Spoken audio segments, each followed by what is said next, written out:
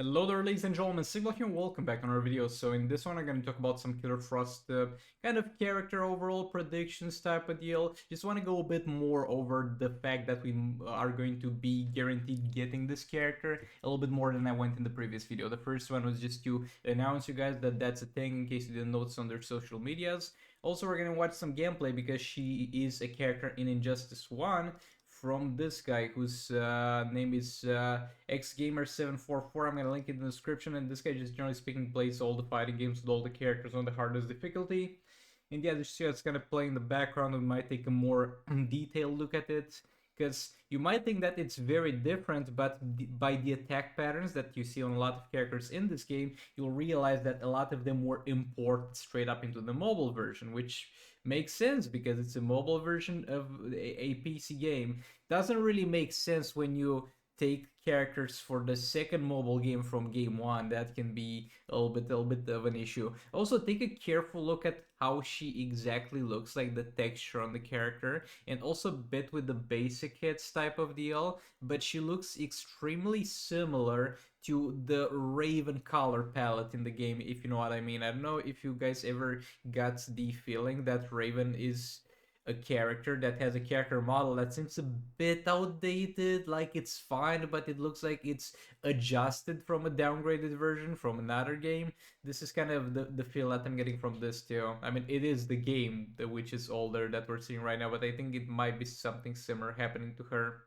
Also, it's a 99% chance she's probably going to be a legendary character. Obviously, she can be a gold character, and she could be in an Injustice Pass, and I obviously wouldn't mind that because she would be not necessarily easier to get, because the thing is, if it's a legendary character, it will be able to be purchased straight up by everybody. If it's a gold pass character, then you're gonna wait for a month until the gold pass expires if you don't want to spend money on that, and then she's gonna get chests and stuff like that. But after that, she will be easier to get, I guess. But yeah, she might not be coming with the soul rate, because with the legendary characters that they released in the past few years, a lot of them actually have the dedicated soul rate, and at some point, every single new character, bam, a new soul rate. But they seem to have moved away a little bit from that, so it's no guarantee, and we can't tell for sure because we haven't gotten absolutely anything to see in the patch notes. So the next patch, if it adds a soul rate with her, we're gonna be aware from the day one of the patch dropping, without the soul rate having to be active or announced. So I'm gonna update you guys on that, obviously. Okay, so the gameplay is probably gonna be a recycled version of what you're going to see over here.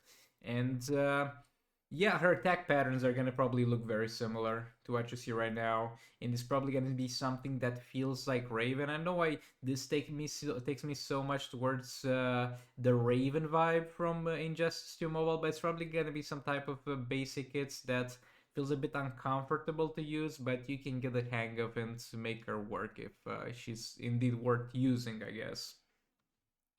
Okay, as far as her abilities, and this is pure speculation, we have absolutely zero confirmation for any of those things.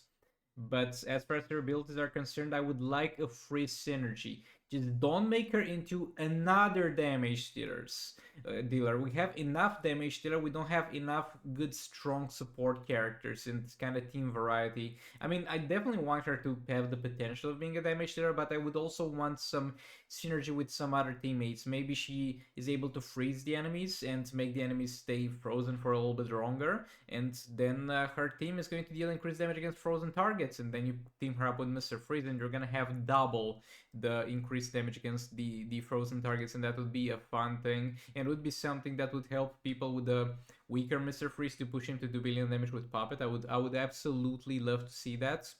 The freeze mechanic in the game is not in a good spot. It's so goddamn cringe right now. Because I don't know if you guys are aware, but until like 1 or 1.5 years ago, the freeze worked the exact same way it does right now. The only thing is the enemy didn't have a random ability to block after the freeze is broken. When you break the freeze, the last hit that breaks the freeze is gonna be seen as, it would have been seen as a part of the combo, and you can keep comboing the enemy. Right now, no, it's a random chance they block after it, which makes freeze very annoying to use unless you're getting a lot of damage out of using it, which is Mr. Freeze Beta Club, or you're literally spamming the enemy into a situation where they literally can't use anything, which is Puppet Mr. Freeze basically.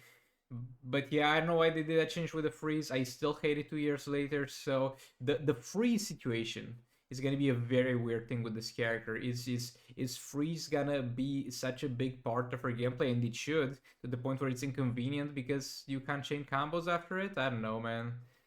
But yeah, we can only wait and see how that goes down. And I definitely want her to be a support type or offensive type. I don't want her to be a defensive type because we've also got something that interacts kind of with freezing, but in a more defensive manner, which is Sub Zero, and it's definitely not my favorite character. So yeah, hopefully we get a little bit of damage out of that.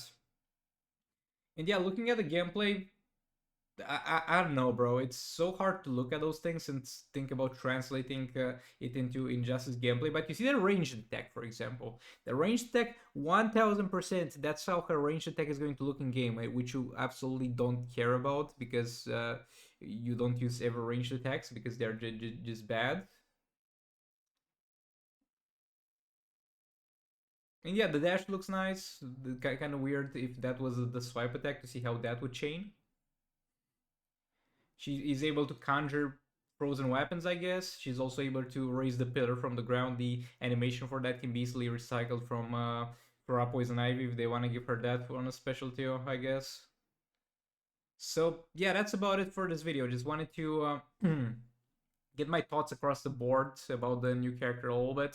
Obviously, there's maybe gonna be some ability reveal or some gameplay trailer reveal. It's very weird because they're not consistent about it. Like in the past, we used to get, first of all, we get a teaser. They didn't even do a teaser. We get a teaser. Oh, what character is this gonna be? And last time we got a teaser where we thought it was gonna be Killer Frost. It was actually Mr. Freeze, but they didn't do that now. Then there's the character reveal. Oh wow, guys, that's what we were teasing, which happened without the hint at first.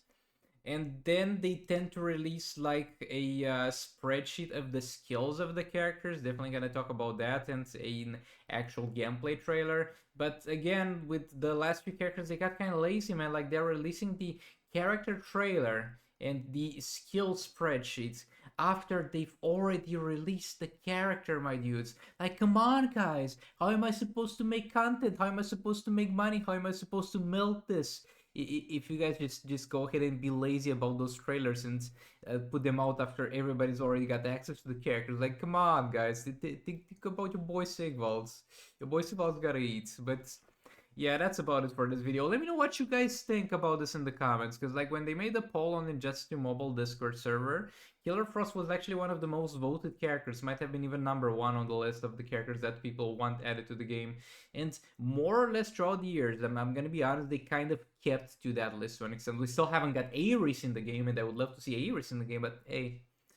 Thanks so much for watching. Like it if you liked it, dislike if you disliked it, and I'll see you on the next one. Goodbye!